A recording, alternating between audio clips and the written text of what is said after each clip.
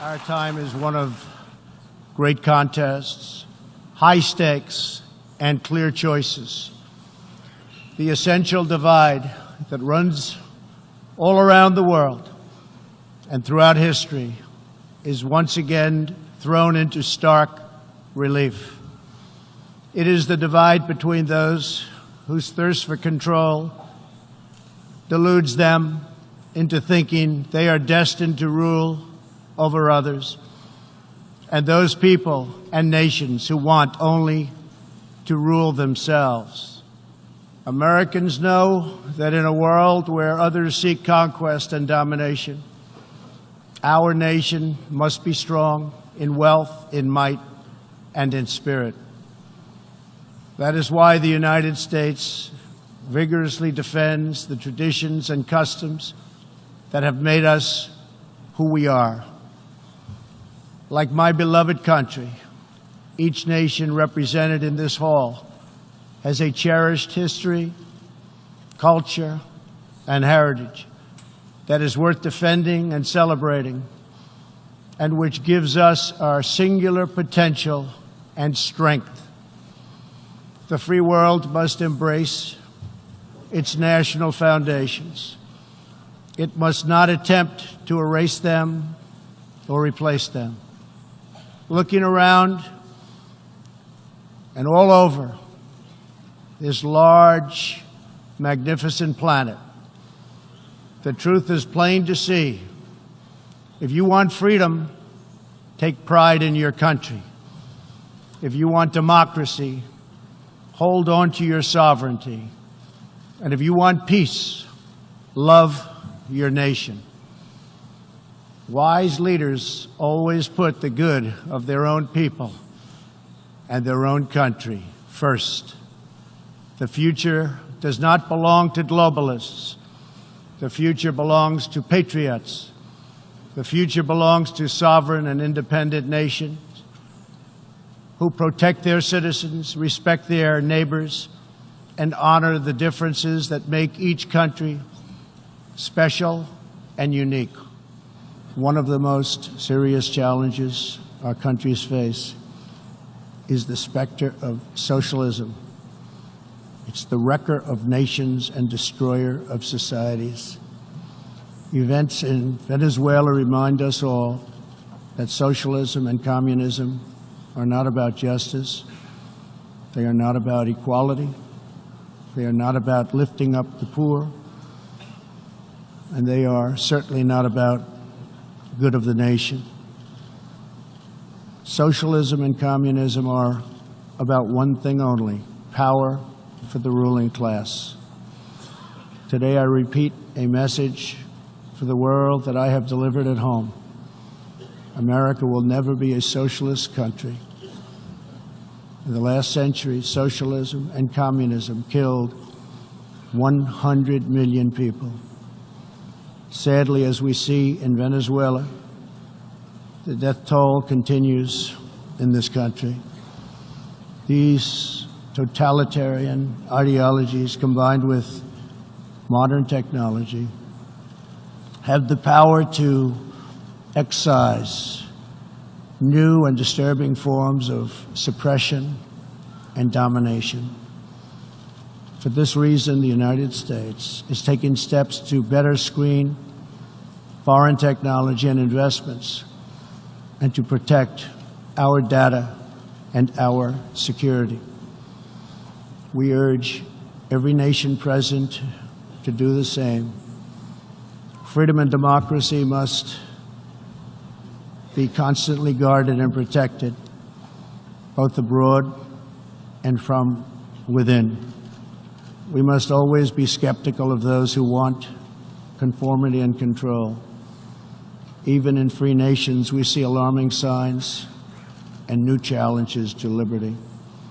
A small number of social media platforms are acquiring immense power over what we can see and over what we are allowed to say. A permanent political class is openly disdainful, dismissive, and defiant of the will of the people.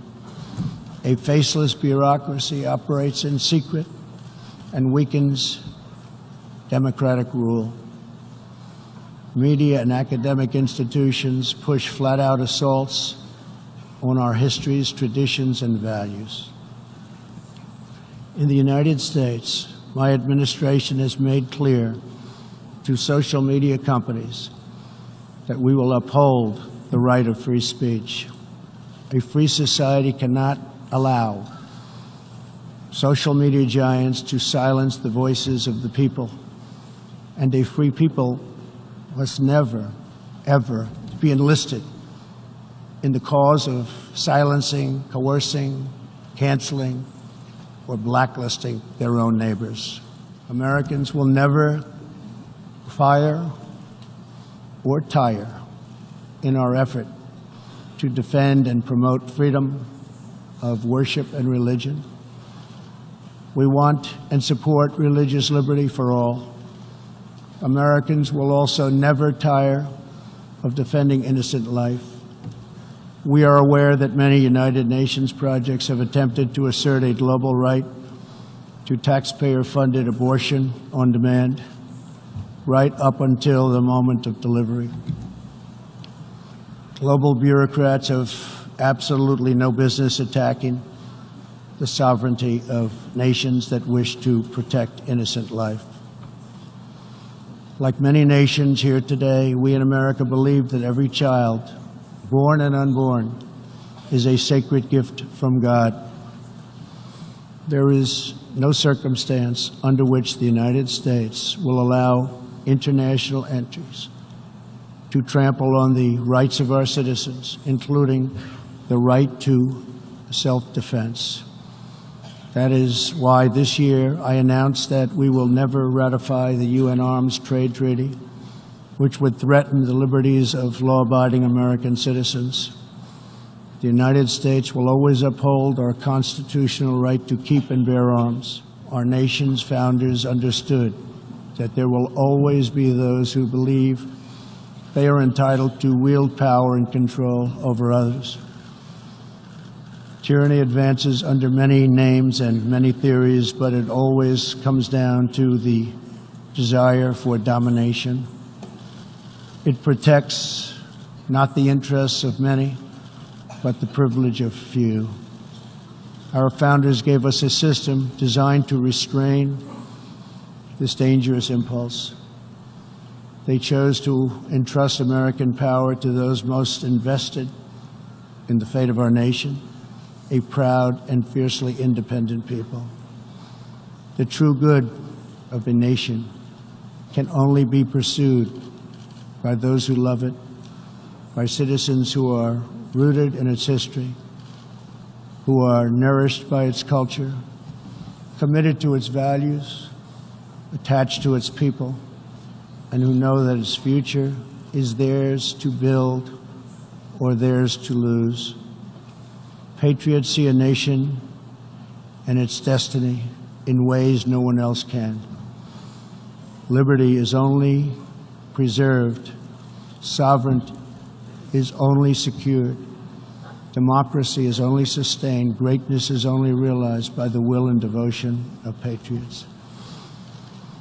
In their spirit is found the strength to resist oppression, the inspiration to forge legacy, the goodwill to seek friendship, and the bravery to reach for peace. Love of our nations makes the world better for all nations. So to all the leaders here today, join us in the most fulfilling mission a person could have, the most profound contribution anyone can make. Lift up your nations, cherish your culture, honor your histories, treasure your citizens, make your country strong and prosperous and righteous, honor the dignity of your people, and nothing will be outside of your reach. When our nations are greater, the future will be brighter, our people will be happier, and our partnerships will be stronger. With God's help, together we will cast off the enemies of liberty and overcome the oppressors of dignity. We will set new standards of living and reach new heights of human achievement. We will rediscover old truths, unravel old mysteries, and make thrilling new breakthroughs. And we will find more beautiful friendship and more harmony among nations than ever before. My fellow leaders, the path to peace and progress and freedom and justice and a better world for all humanity begins at home. Thank you. God bless you. God bless the nations of the world. And God bless America. Thank you very much.